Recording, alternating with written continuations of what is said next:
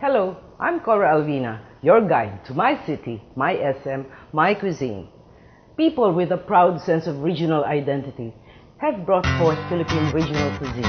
Our scattered archipelagic geography sustains varied cultures and cuisines that are distinct to such localities.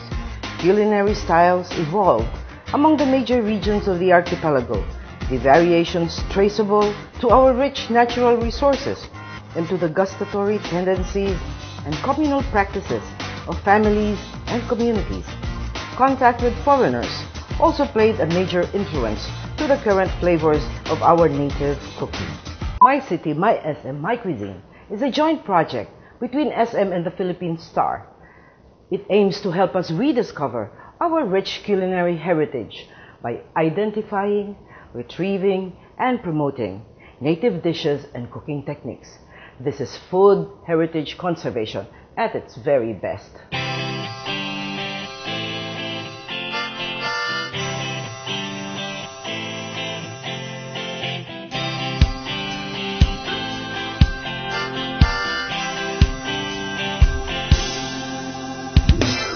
The lakeside enchantments of San Pablo City have inspired many artists to come here and stay and do their work in this wonderful environment.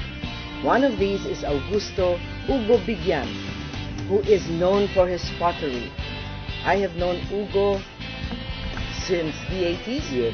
when we were both young and starting with our own crafts. Ugo came here to build this wonderful respite where other people can come and seek the same thing that he has sought when he first arrived, and that is inspiration, relaxation, a way to commune with nature. But Ugo is also a wonderful chef, and he will share with us one of his recipes today.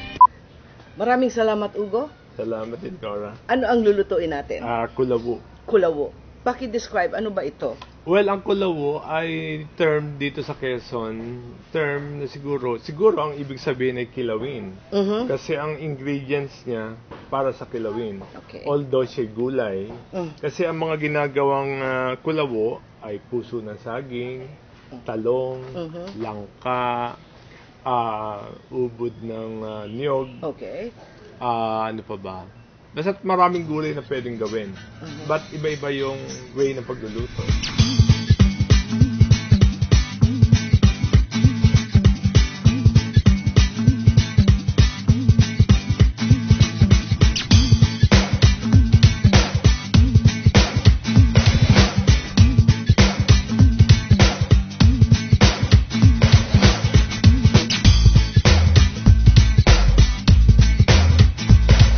So, ang gagawin natin, pagkahalo-haluin lang sila, pero kailangan natin gumawa muna ng sauce.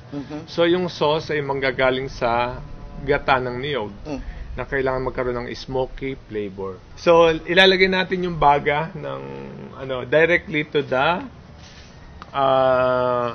coconut, shredded coconut, para siya mag-grill. Aanhin mo, lalagay mo ang baga diyan. Oo. Diretso. Diretso. Ay, talaga pala siya yung inilalagay ng ganoon. So, kailangan yung gradual yung grilling kasi hindi dapat masunog na sobra. Kasi magiging gray yung sauce natin, saka masasama yung lasa masyadong papait. So, kailangan lang yung gradual. Kailangan lang magkaroon ng smoky taste. So, Cora, pagkatapos natin sunugin yung niyog, Okay. so ito yung nasunog ng niyog, lalagyan natin sa isang lalagyan para dito natin siya. May nasama. Nasama. So, ilalagay natin ang Ang suka.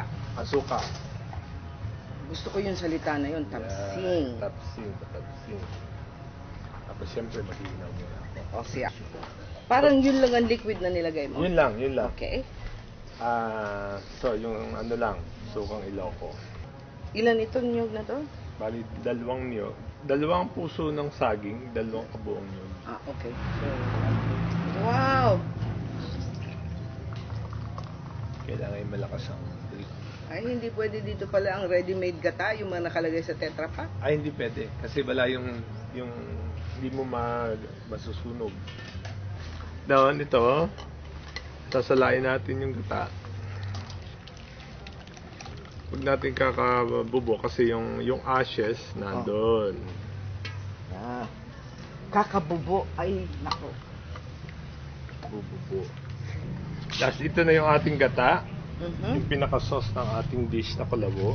Okay. So, isa-isa natin ilalagay yung mga sangkap. Umpisa natin sa asin. Okay.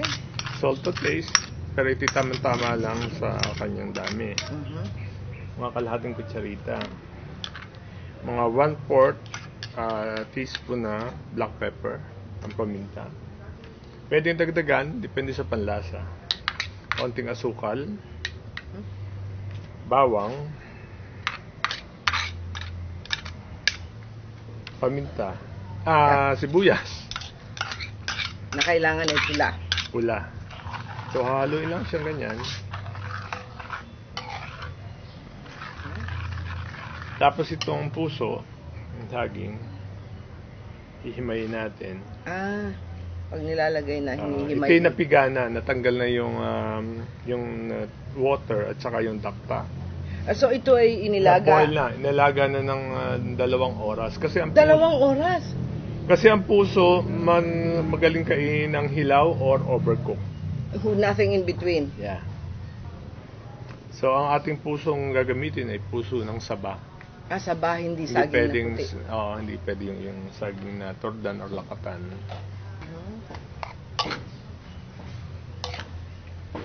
Kaya ito masarap kainin after few minutes or few hours para na-absorb na niya yung sauce. Siyempre, ako ang unang taga-tikim.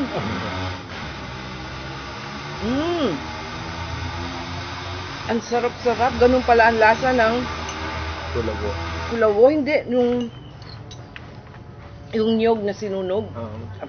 Pagkasarap-sarap naman. Maraming salamat. Ang ganda-ganda ng garden.